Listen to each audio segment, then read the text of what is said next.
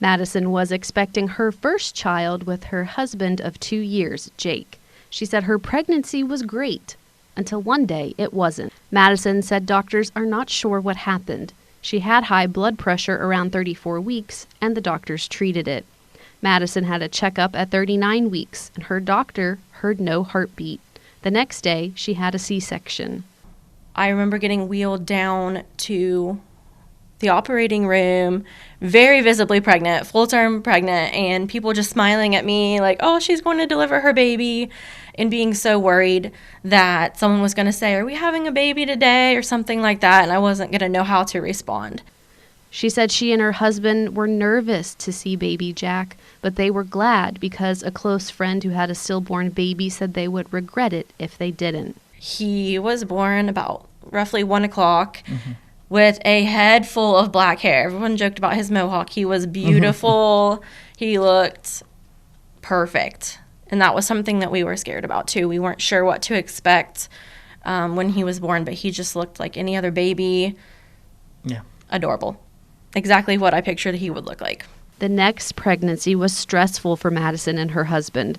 While her first pregnancy had been more carefree, she was very afraid during this one. The next pregnancy was really hard because although we were excited, it was hard to be excited because we were so scared. Right. Even right from the beginning, you know, sometimes you hear people say, I lost my baby at 12 weeks. Once I got to 13 weeks, I kind of relaxed, but we lost our baby full term. So the whole pregnancy, like, we never felt like we could relax. She switched doctors, and this time, when her blood pressure rose near the end of her pregnancy, she delivered early. Madison had a little girl named Nora about 2 years after Jack in September.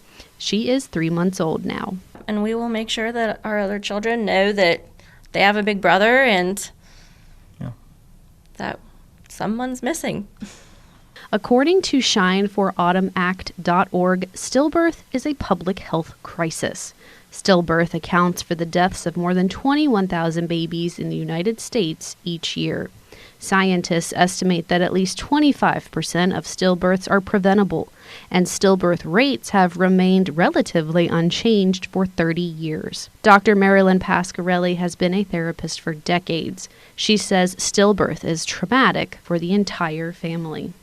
Because I think sometimes when women are affected by a stillbirth, we think, oh, the mom, but it's also, you know, the father, the partner, the grandparents, siblings. I mean, everybody's waiting to bring this bundle of joy home. It's such an exciting moment, and it's such a disappointing moment because there's no baby to bring home. And yes, it does affect the family. Dr. Pasquarelli says it can be therapeutic to talk about what happened or go to counseling. It's nothing to be embarrassed about or ashamed of, and so often people just hush about it, and that's the worst thing. You know, find your support system. What are your protective factors? Is it your church family? Is it your friends? Is it a group?